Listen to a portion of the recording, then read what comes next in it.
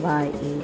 And now by the time that the child practices multiple number of times, they might get to understand the name of theirs, and they might remember the spellings also.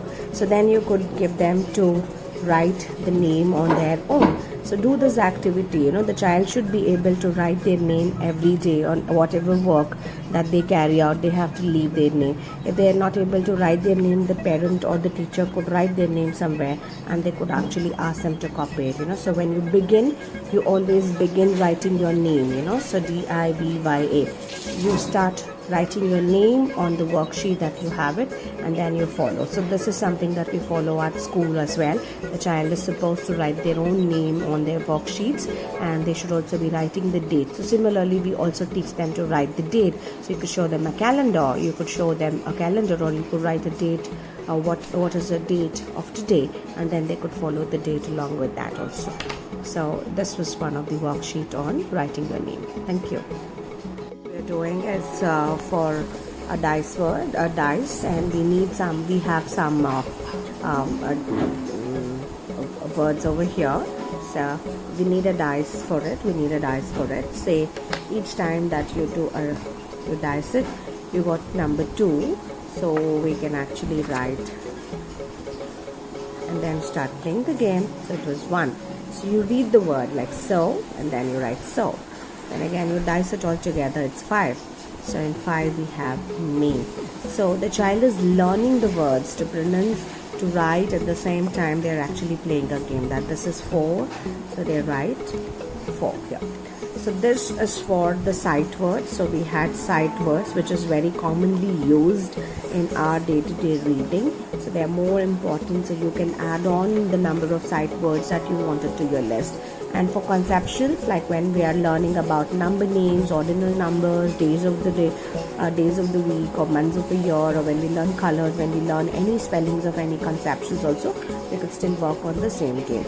So it's like, so you dice it, so you have 2, so you write the letter spelling of 2, TWO 2, and then you play the game, and then again it was 2, so you again do 2, and keep playing. So you could have multiple participants also, like you can play them together as a family, we can play them together as a game, but each one will have a respective worksheet at that time. Now since I got 5, so I will be writing a letter 5.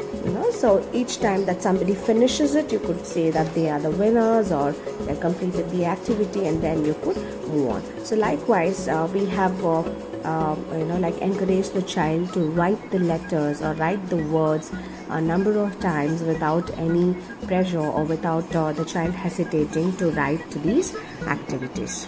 About matching the lowercase letters in each row to the corresponding uppercase.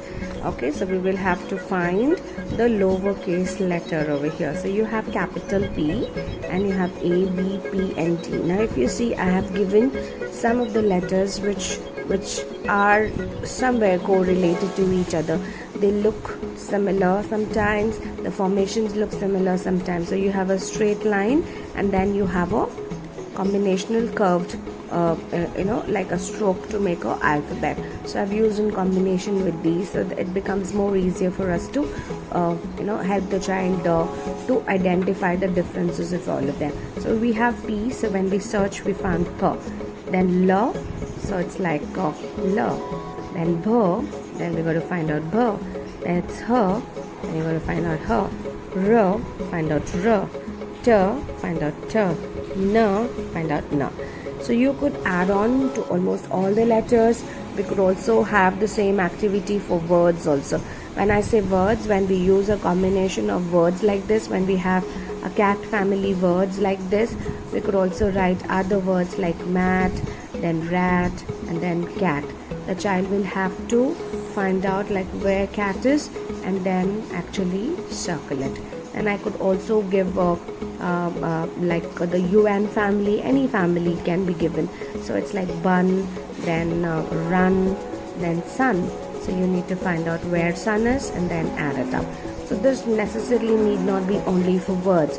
You could give them for number names also. Like if you have introduced number names of 1, 2 and 3 to kids, so you could add on like 1, 2 and 3. So where's 1? So find out and circle 1. Where it's 2, so we could have 2, then 1 and 4 new words. So find out where is 2. So you could also do the same thing for your other letters. So this can be for your words, it could be for your letters, it could be for your number names, anything. Only thing is like we have to make sure that the child learns these letters. Each time you make them to do certain things, they have to also read it out. They got to read the words and then do an activity of what is required. Learning about the word pyramid. Now if you see there are some family words, like if you see this is 80 word, and we have the consonants like b, m, h and r. So we have to use these consonants and completely fill in the words. Since it is of 80 family, and I have to take the first letter, so that it becomes a b and at, bat, m, at, mat, h and at, hat, r, at, rat. So we did the words of 80 family, and then we could read them multiple times like bat, hat, mat, rat, bat, hat, mat, rat. And you could also give them dictations to write the letters or to write the words also. The next one is all about the EN family. Similarly, we can write from here, but you have to make sure that the child will go sequentially so that he or she will not miss out any letters. Like B and N is your ben, H, N, hen, M, N, men, T, N, ten, P and N, pen. So now we do the next exercise of un family. S and un, sun, r un, run, b and un, bun.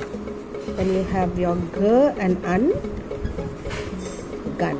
So this was your word pyramid exercise that we would be helping the child to read or write. Next, you can give them the list of letters, or you could ask them to draw, or you could ask them to color it, so all those possibilities can be a part of it. If you like the worksheets, please share your feedback in the comment section.